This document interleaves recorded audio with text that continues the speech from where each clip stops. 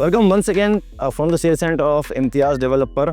जब यहाँ पर आता हूँ मुझे एक बड़ा अच्छी फील आता है, क्योंकि मैंने इस डेवलपर में उन लोगों को बड़ा कमाते हुए देखा है कि जिन्होंने फर्स्ट टाइम इन्वेस्टमेंट की है। उनका एक्सपीरियंस इम्तियाज़ डेवलपर के साथ बड़ा अच्छा रहा है, और वो कि जो आगे होम बायर बनना चाहते हैं, उन्होंने 1 साल पहले जो प्रॉपर्टी ली है, आज तो प्रॉपर्टी पे अप्रिसिएशन पे भी खड़े हुए हैं। और जब उनको आके इम्तियाज़ डेवलपर में क्वालिटी दिखाते हैं अपार्टमेंट की, फुली फर्निश की, तो बड़े खुश होते हैं, क्योंकि घर लेना किसी के लिए आम बात मतलब नहीं है। एक बहुत मेहनत के बाद, एक पैसा जमा करने के बाद बहुत सारे लोग लेते हैं, क्योंकि बहुत सारे लोग एक अमाउंट इस तरह नहीं आता जो एक इन्वेस्टर्स मिलियंस में इन्वेस्टमेंट करते हैं।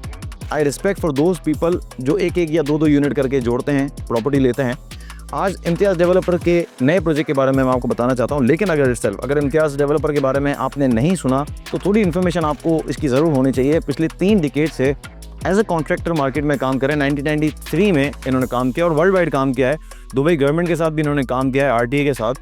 और पिछले तकरीबन 1 डिकेड से एज ए डेवलपर मार्केट में 2014 में एज ए डेवलपर आए थे, बट एक्टिवली इन्होंने 2021 में इन्होंने शुरू किया था, और 2023 में इन्होंने पहला प्रोजेक्ट फुरजान में हैंड ओवर किया था। इसी लैंड में फुरजान में हैंड ओवर किया था इन्होंने। उसके बाद JVC में इन्होंने मोर देन 10 प्रोजेक्ट्स लॉन्च किए, हैंड ओवर भी किए।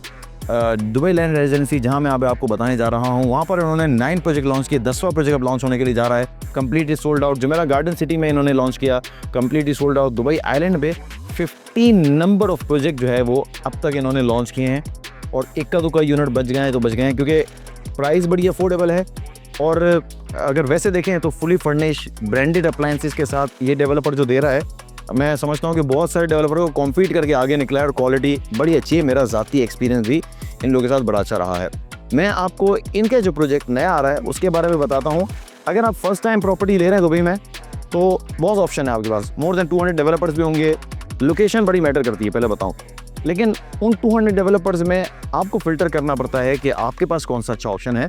और लोकेशन के लिए हमेशा लोकेशन बड़ी अच्छी चुनें, क्योंकि अगर छोटा डेवलपर भी होगा तो आपको अच्छी ग्रोथ देगा। But when we talk about Imtiaz developer, जो कि दुबई आइलैंड और दुबई लैंड रेजिडेंसी का किंग है इस वक्त, सबसे ज़्यादा नंबर ऑफ प्रोजेक्ट इटसेल्फ इन्हीं के हैं।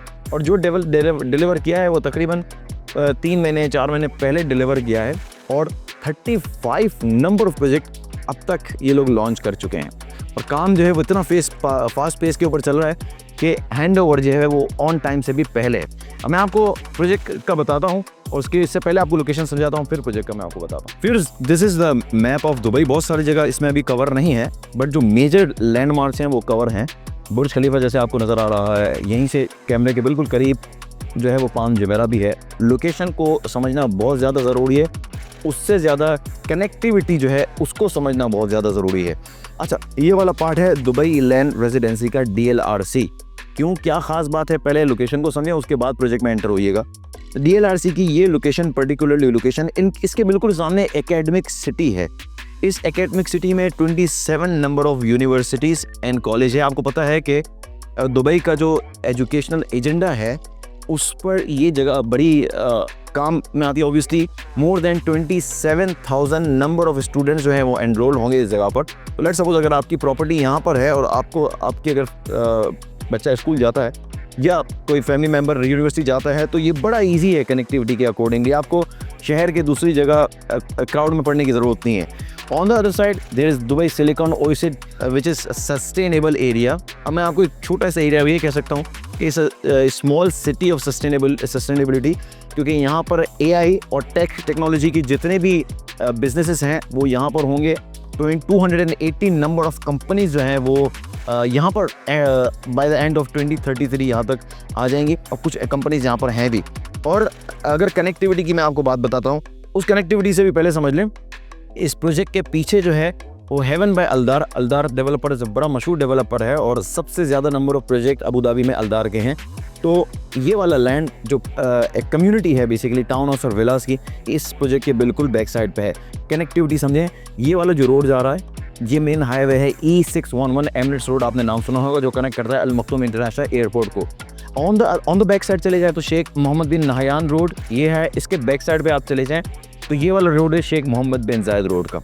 अच्छा, ये वाला जो रोड कनेक्ट कर रहा है, जो इन तीनों रोड को कनेक्ट कर रहा है, जो मैंने आपको समझाया, ये कनेक्ट कर रहा है दुबई अलेन रोड अगर आप दुबई एलियन रोड पे चलते हैं और अगर आपको डाउनटाउन जाना है तो within 22 minutes you will be there in downtown, यानी सेंटर ऑफ सिटी।